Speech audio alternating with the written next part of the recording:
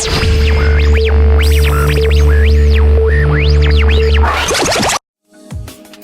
guys, this is Ken from Vertibox, and you're watching the first episode of Ken's Rant. On this episode, we're going to talk about Marvel Heroes. Things like the patch notes, is Marvel Heroes pay to win, and are we really just working for Blizzard Entertainment? Some of you guys might already know me from Diablo 3. I've been a guest on the State of Diablo podcast on the Red Team Gaming channel, and I've also done a couple of Marvel Heroes podcasts as well. One thing I'd like to say is that everybody here at Vertibox really appreciates the feedback that you've been giving us in the comment sections of our videos. They're really going to help with the production videos, and it's going to make a lot better content for you guys in the future. I wanted to take this time to address some of the comments that we hear on the Marvel Heroes forums as well as the YouTube channel. One comment that I've read quite a bit is, why do we compare Marvel Heroes to D3? Well, the first thing is that Marvel Heroes is an action RPG, and we don't care if it's a free-to-play game, if it's a retail box purchase game. We just want to grade it as a game. Is it fun to play? Is it a high-quality product? To us, that's all we really care about.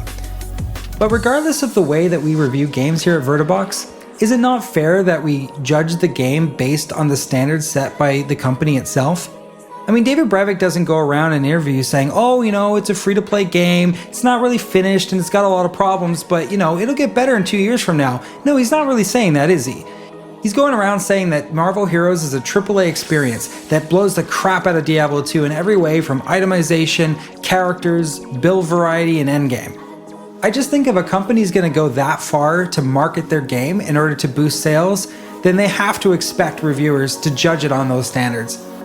Now, I do realize that Diablo 3 is an ultra high budget game, but in Emma's review, she didn't really bring up that many features in Diablo 3 that would have cost Gazillion a lot of money.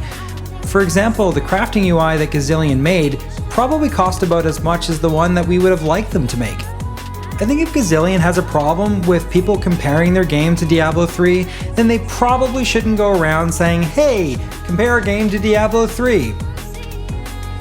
One comment I'd like to address is about the game's repetitiveness. We received tons of feedback saying, hey, why are you saying Marvel Heroes is repetitive? Aren't all games repetitive? Like, what's going on? And that's true, all game engines have structured logic and an AI that when you boil it down to its nuts and bolts, it's actually very repetitive. Even something as dynamic as Skyrim actually becomes repetitive if you play it for long enough. You start seeing the patterns and start seeing the code at work behind the scenes. But the one thing I want to point out with Emma's review is that she said the game was overly repetitive. And how is that different than just repetitive? Well, in Marvel Heroes, you're basically doing the exact same thing over and over and over again.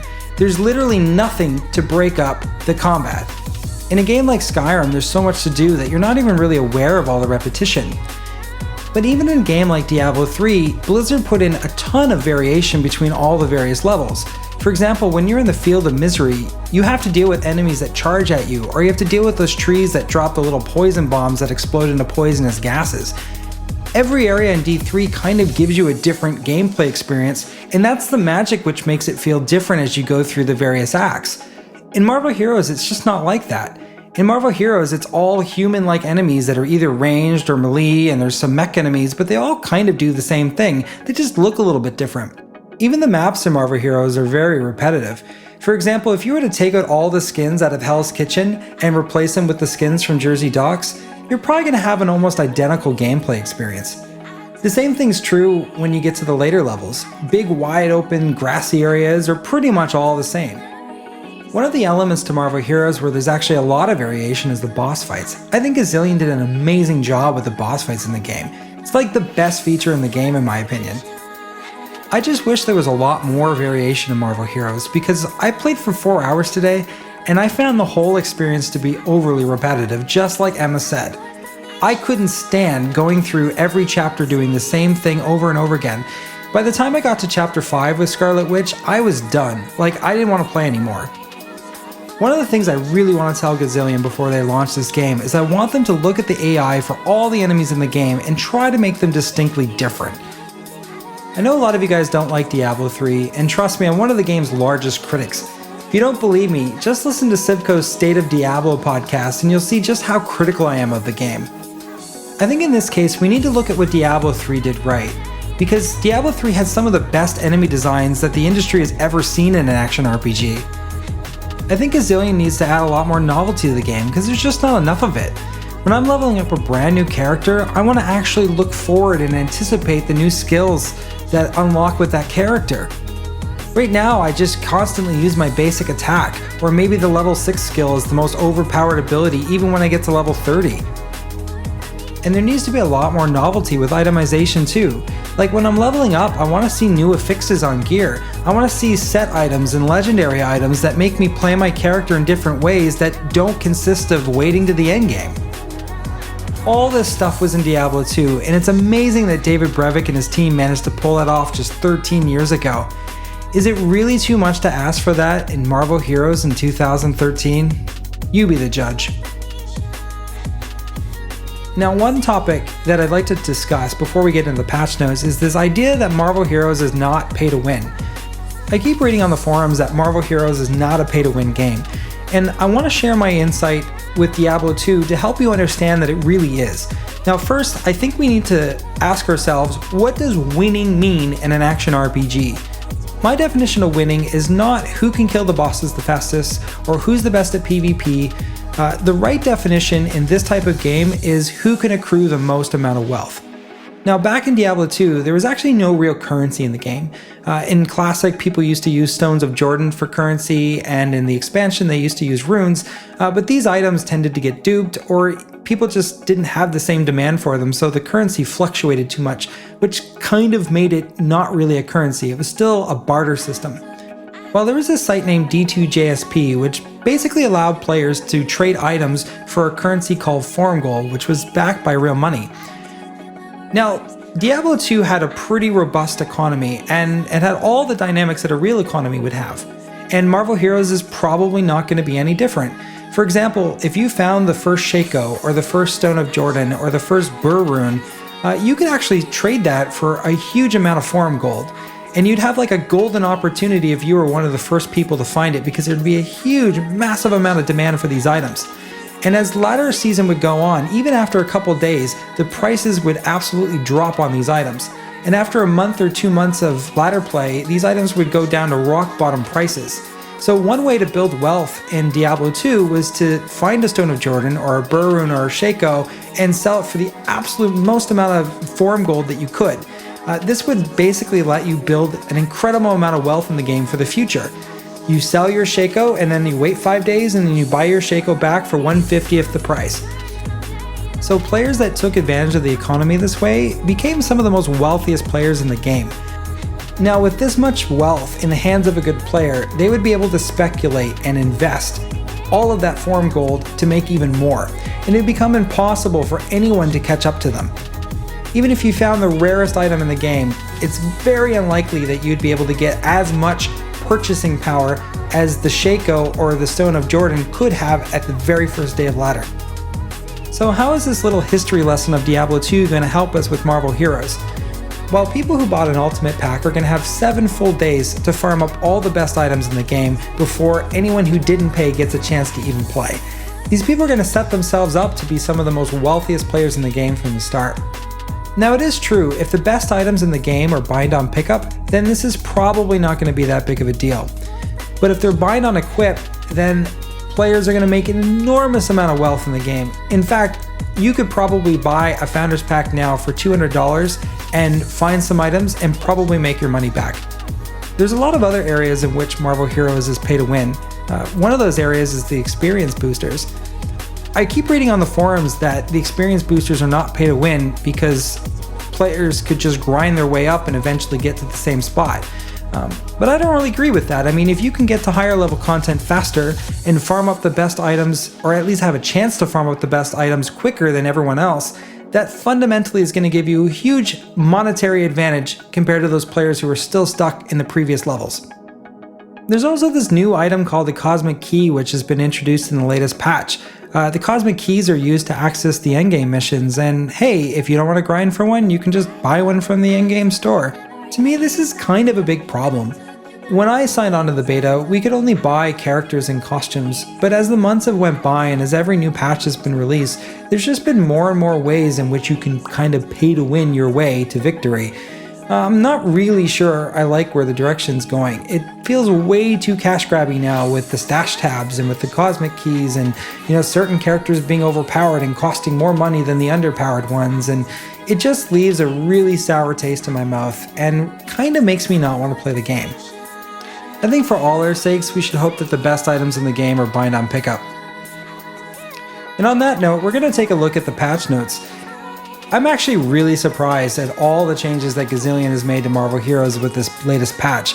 I've been playing the beta off and on for about 2 months, and they really haven't changed anything. And now all of a sudden they insert all this new content in the game. It's actually kind of bizarre that they wouldn't have us test it prior to launch like this. I guess they were kind of caught in a bind. On one hand, they don't want to give the endgame away too early because maybe people will get bored of it. On the other hand, this latest patch isn't going to get tested all that well. I've actually noticed a ton of bugs and weird glitches that have just never been in the game before. For example, I'd be climbing some weird invisible stairs and couldn't get through a door, or I'd try to craft an item and then it would tell me, contact our customer service department. Things like that, just weird glitches. Now, I know a lot of you guys want to hear about the endgame, but the first thing I want to talk about is the new stash sizes. Gazillion thought it would be a really great idea to take the current stash size in the last patch that was already inadequate in my opinion, and they reduced it to 1/3 that size. Guys, the stash size is really not big enough. I played this game for about 4 hours today and I was already running out of space. The problem is that crafting elements in this game don't stack, and with only 48 slots available in your stash, there's just not enough room to store every kind of crafting element that you can find in the game. Someone on the forums commented that you could just use the crafting system to upgrade your crafting elements. The problem is that you're not always going to find 3 of each element to do that, so you're going to have an entire stash flooded with elements that can't be upgraded. Later on in the game, I can completely imagine you'll have fully maxed out crafting elements and they'll just have no room for them. Now, it is true with the new patch you can buy stash tabs. It's one of the new big features with the patch. There's tons of stash tabs that you can use. There's 3 general ones, 3 for crafting elements, and then 1 for every character in the game. The problem that I see with this is that anybody who bought a Founders Pack probably expected to use their in-game currency on characters and costumes. And now what I'm seeing is that they're probably going to spend it on at least 2, if not 5 stash tabs. That to me is a problem. I think people who bought Founders Packs probably expected the stash size to remain the same. They were probably thinking, yes, I know there's going to be stash tabs in the game, but hey, the stash size is big enough, I won't have to buy them. Now, I kind of see this a little bit of false advertising because people who bought a Founders Pack probably didn't expect to spend their in-game currency on stash tabs. They probably expected to spend their in-game currency on characters and costumes. Now, I understand that this is standard practice in free-to-play games, but the problem that I see is that Gazillion is making an action RPG, and action RPG players are not used to buying stash tabs. The first game to even offer stash tabs has been Path of Exile, and they've been extremely generous in the amount of space that they give you for free. They give you 4 stash tabs, plus you could, if you really wanted to, you could make meal characters and just store items on those characters. Ultimately, what this comes down for me is that Gazillion is really just trying to make as much money as possible. Now, I'm a capitalist. I don't fault Gazillion for wanting to make money. Hell, I even want them to make money. The problem that I see with this is that Gazillion wants to make money at the cost of making a great game, and they've got it all backwards. You need to make a great game, and then the money's gonna come. Look at how big Blizzard is today. I mean, they didn't get that big by trying to nickel and dime everybody. No, they made amazing games. And when they made amazing games, 10 million plus people bought each and every single one of them. Now, considering that item stacking is not implemented in the game, and Gazillion has stated that they're not going to be able to put it in for launch, I think the correct action here for Gazillion is to give every player 3 to 5 crafting stash tabs, where you can only put crafting elements in those stash tabs. That would go a long way to smoothing out the problems in the game, because I'm finding that when I find gear, I never have to put it in my stash. I'm always using gear to level up my crafters or leveling up my vendors. The problem is really just centered around crafting elements. The next thing I want to talk about is balance. Gazillion basically found it necessary to nerf every fun-to-play class in the game. Everything from Iron Man, Scarlet Witch, every class that was fun to play that I tried is no longer playable. In the case of Scarlet Witch, Gazillion decided to nerf a skill called Combustion Hex. Now, for those of you who are not in the beta, Combustion Hex basically places a ring of fire on the ground, and any enemies caught within the ring take damage over time. This skill was really overpowered because each tick of the damage would basically do the same amount of damage that your basic attack would do. This made it possible to clear out trash mobs very efficiently, and it was actually even pretty good against bosses because you could place the hex on the ground and then fly off and not take any damage, and usually the hex would have done more damage over time than your basic attack would have, even against a single target. Now, I'm not going to complain that Combustion Hex wasn't overpowered, because it most certainly was. The problem is the degree that they nerfed it. Instead of just picking 25% less damage or 50% less damage, it now does 10% damage of what it used to do. And what makes matters worse is that there's no alternative skill that Scarlet Witch can use to do damage. And this just highlights a problem that we've been saying on the channel, and I know some people in the comments have disagreed with, but Marvel Heroes is a game where most characters just have one skill worth using. And in this case, it was Combustion Hex. When you take away Combustion Hex, the character becomes unplayable. One of the things that we were promised is that there would be an enormous amount of build variety in the game, that each character would have the same type of build variety that we saw in Diablo 2. But in this case, when they nerf a skill like Combustion Hex, it's overpowered, and there's nothing to replace it with, not only do we see no build variety, there's just no build at all. One of the things that Gazillion needs to take away from this is that characters need to feel like superheroes. We actually need to feel a little bit overpowered. Now, I'm not saying the game shouldn't be challenging, but they shouldn't suck all the fun right out of the game. I really hope that Gazillion goes back to increase the damage numbers on some of these skills, and instead, why not go back to characters like Daredevil or Colossus that are known to be underpowered, and why not buff them? Why not do what people who play Diablo 3 have been asking Blizzard to do? Instead of nerfing the Barbarian or nerfing the Archon Wizard in that game, why not buff Demon Hunters and buff Witch Doctors? Why not take the same approach here? We already know that the Scarlet Witch was fun to play. We already know that Iron Man was fun to play. So why not make Daredevil fun to play? Why not make Colossus fun to play? And the irony is that this nerfing approach is going to make you less money in the long run. If you make all your characters feel really good and really powerful like superheroes, you have a much greater chance of selling all of your characters rather than just some of them. That's not to say all the characters in Marvel Heroes have been nerfed. One of the most powerful characters is still Thor. As many people know who play in the beta, his Call the Lightning skill does incredible damage.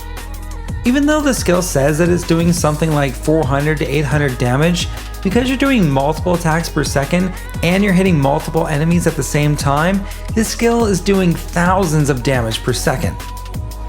In addition to all the insane damage that the skill does, it has a lot of really great features to it. For example, you can cast it pretty much from any distance. It has an instantaneous connection with your opponent. It does damage over time. It has a really fast attack speed. And then on top of this, you get the skill at level 2, and it only costs 18 spirit to cast. Most skills that Thor has cost more than that and do less damage. Now, I don't expect Call the Lightning to stay where it's at. I just don't think that that would be really healthy for the game. However, what I would hope that Gazillion doesn't do is what they did with Combustion Hex. I would hope that they maybe just temper the damage down maybe by 30% or 40%, just see what feels right. Just make sure that the skill remains viable. And I think if Gazillion can do that, people are going to want to play as Thor when the game launches. I think keeping him at the same power level as maybe someone like Captain America would be perfect for him. In addition to balance, one of the things I wanted to address with this new patch is the game's difficulty.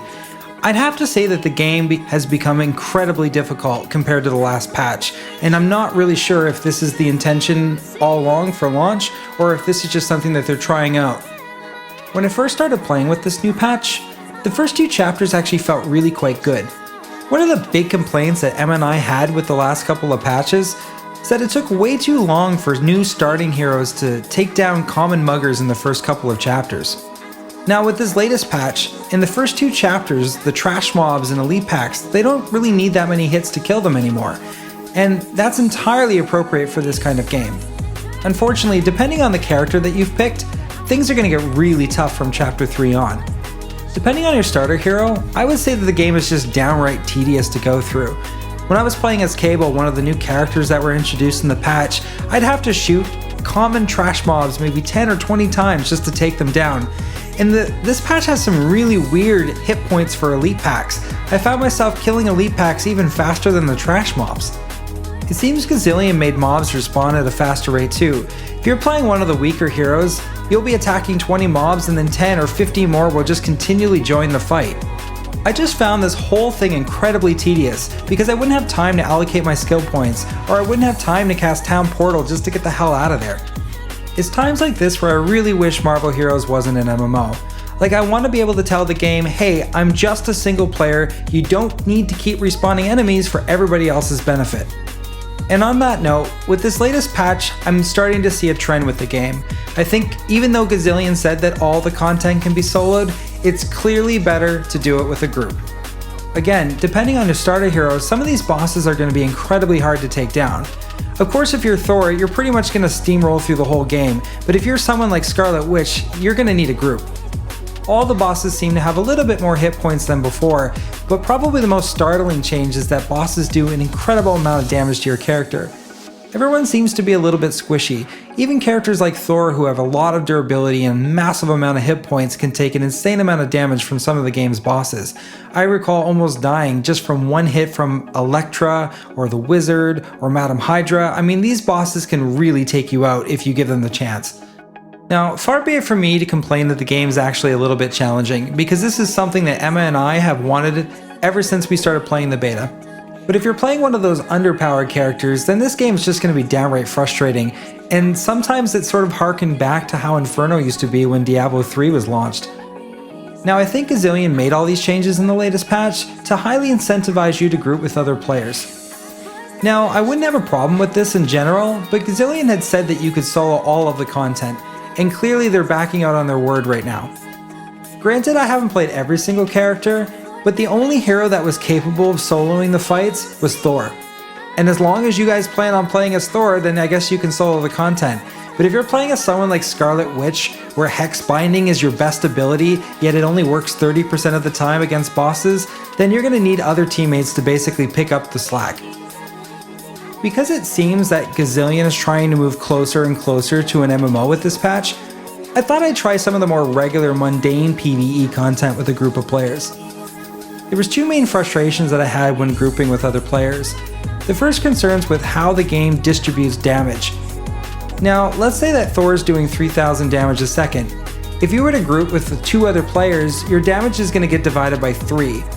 Now, in a perfect world, everyone in the party will be doing about the same amount of damage, but that's not really likely the case. I mean, if you're going to play a little bit of Diablo 3, odds are one person in the party is going to be doing so much more damage than everyone else, because not everyone has the time to gear up and get the best stuff. So if Thor is doing 3,000 damage a second, and the other two party members are only doing 1,000 damage a second, what's going to happen is that the combined damage output of that party will be less than what Thor could have done just by himself. I think that this is a huge problem. It's almost as if they wanted every trash mob in the game to be like an elite pack in Diablo 3 or some elite mob in World of Warcraft. All this does is incentivize the weak players to group up with the strong players, but the strong players won't want to group up with the weak players because it doesn't really provide them with any benefits. In fact, there's actually a net loss. Now, I'm speaking from personal experience here, because when I was playing as Thor, whenever Daredevil or Cable wanted to join my party or they were just fighting alongside me, I immediately noticed my damage go down, and the only thing I wanted was for them to get the hell out of my game. The other problem that I had with grouping is health globes. Now, as we know, in Marvel Heroes, all the loot that drops is for your character, except for the health globes. I originally didn't think that this was going to be that big of a problem. In fact, I thought it was kind of cool that there was a little tiny bit of a competitive aspect in the cooperative mode of the PvE content. But now that I'm playing characters that are tanking a lot of the damage, and I'm not playing as a ranged character, it really frustrates me seeing like other characters who are barely participating in the battle steal what I think is my health globe. It's not like I'm seeing health globes drop like candy. Sometimes I might only see one health globe for every 20 enemies killed. I realize that it's only a health globe, but it kind of feels like they're stealing my win force. It's the exact same problem.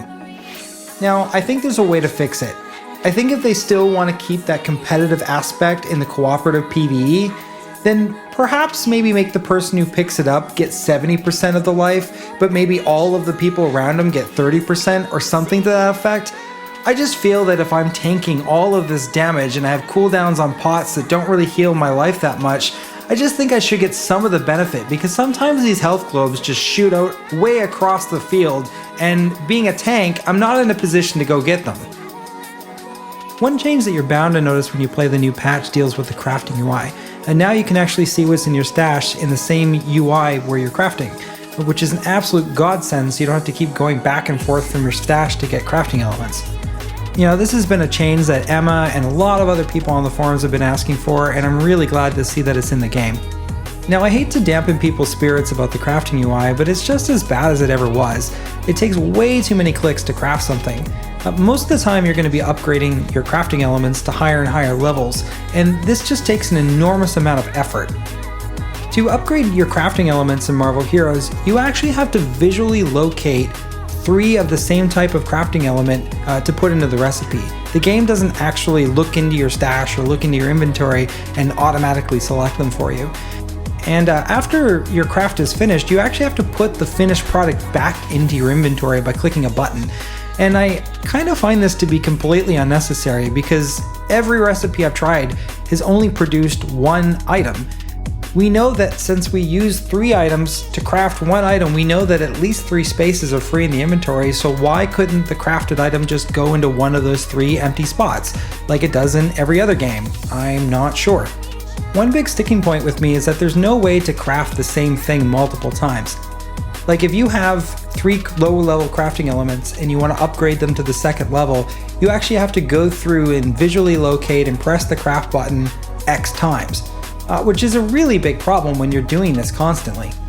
It seems like David Brevik wanted this thing to be kind of like the Heroic Cube, but instead of having a really nice World of Warcraft crafting system, or Guild Wars 2 crafting system, or Diablo 3 crafting system, we've actually took the worst parts of both the Heroic Cube and the WoW crafting system and just made it terrible.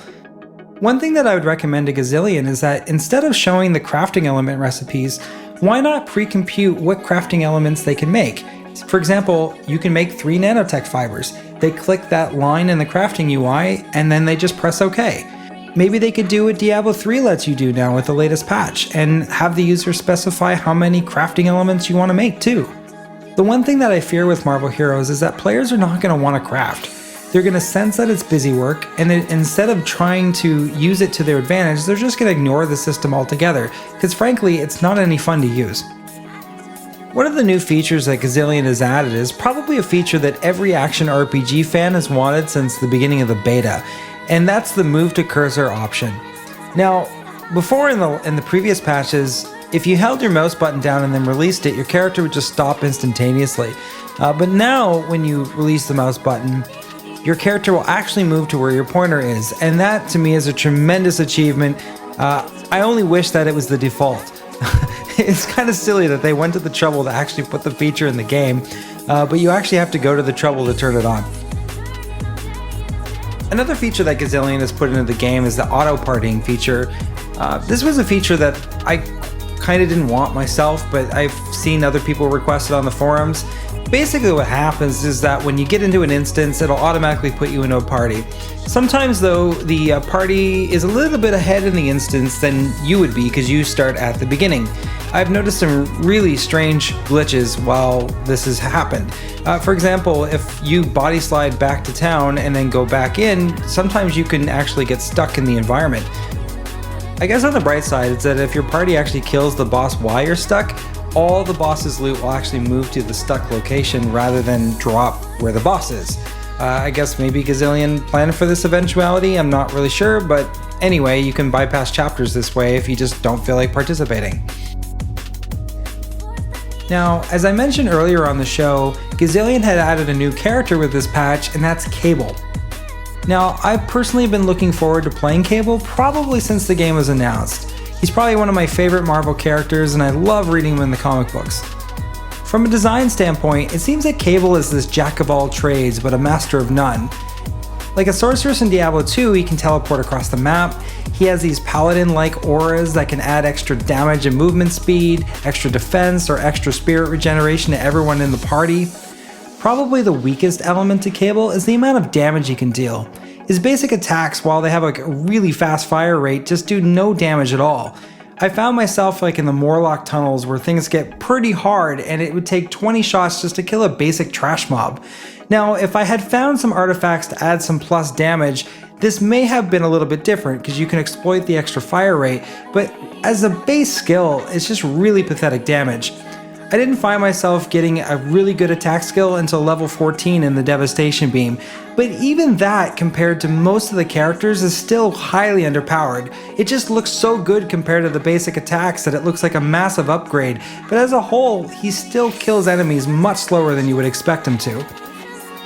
I read on the official forums that Cable is overpowered, but playing the game just by myself and not in a group, I find him completely underwhelming. Now, to be fair, I haven't leveled him past level 15, so he could be much better at higher levels, and in the endgame, he could be invaluable to a group of other players. As long as Cable doesn't undergo any significant balance changes before the game launches, I think it's fair to say that for players who just want to play the game by themselves, you should probably stay away from Cable. The last topic in this show that I'd like to discuss is Endgame, and I'm sure that's a topic that all of you want to hear about. The first thing that I want to say is that from a design perspective, the endgame in Marvel Heroes is absolutely amazing. Gazillion has managed to take some of the best aspects that people loved in Diablo 2 and brought them into an action RPG for the modern era. Now, instead of having multiple difficulties as you run through the storyline, Marvel Heroes does things a little bit different. Here you actually have daily missions which basically take certain segments from the storyline, but you can access them at multiple difficulties without affecting the overall story.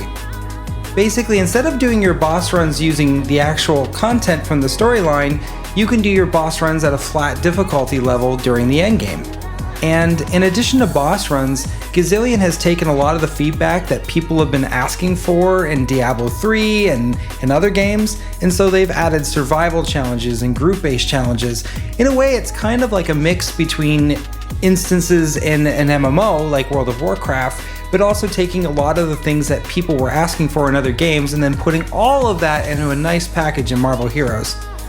Now, it's really unfortunate that Gazillion won't let us access most of the endgame content. I just recently got Thor to the endgame and I was only able to access one group-based challenge. It just seems kind of surprising to me that they would go through all this trouble to bring us endgame content in the closed beta, but then not actually give us access to it. I do have a couple of concerns with the endgame though.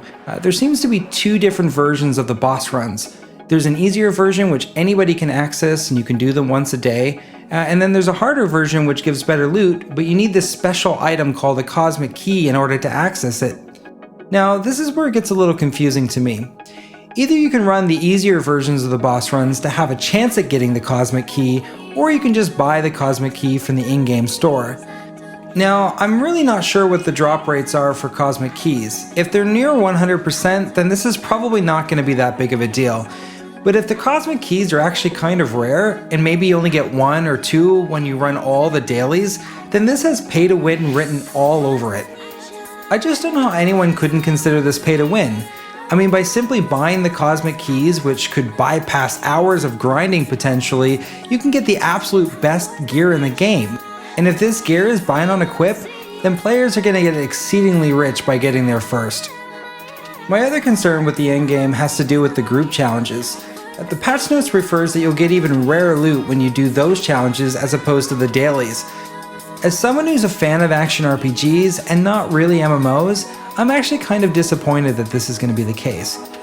One of the things I loved about games like Diablo 2 is that I could get the best items on my own terms. I didn't have to play with any other players, I didn't have to form a guild, I didn't have to do any of that. And now to get the best gear in Marvel Heroes, I'm gonna have to do those things, and that's just something that I really don't want to do. Now, I know how that's gonna come across to some people, but the truth is, that's how action RPGs have worked in the past. They've always worked that way for decades. It seems like Gazillion is trying to force an MMO model onto an action RPG But the thing is, if people wanted to play an MMO, then they're gonna play an MMO. Despite all of the MMOs on the market, people still play action RPGs not because it's an MMO type of game, but because it's something entirely different than an MMO. People, I think, are sick of MMOs. I think people really wanted Marvel Heroes to be Diablo 2.5, but instead we've got this weird mixture where it wants to be an action RPG in some cases, but doesn't satisfy that crowd, and then it wants to be an MMO in other cases, but doesn't really satisfy that crowd either. And of course, you've got this weird overlap where if you really like action RPGs and you really hate MMOs, then you're probably not going to like Marvel Heroes. And the same thing is true from the other side of the coin. I hope for Gazillion's sake that they just let players play the game the way that they want to. If players want to get the best gear by farming by themselves, then I say let them. And if players want to play with their friends to get the best loot, then I say allow that too. Why does it even matter? It seems for a free-to-play game, you want as many people to play the game as possible, because that's how you're going to make money. So wouldn't it make sense to be more inclusive, let as many players enjoy your game as possible? I just don't see why Gazillion would want to alienate players by forcing them into these group-based challenges just to get the best gear, when they would probably prefer to do it by themselves. Now, I would love to share with you some in-depth impressions about the endgame, but with all the content being locked, there's really not a whole lot that we can do. And with that, thanks for watching the first episode of Ken's Rant. I'm really curious to hear what you guys think of the latest patch of Marvel Heroes, so be sure to include your comments below. Hey, and if you like this video, be sure to give it a like and subscribe. Thanks for watching.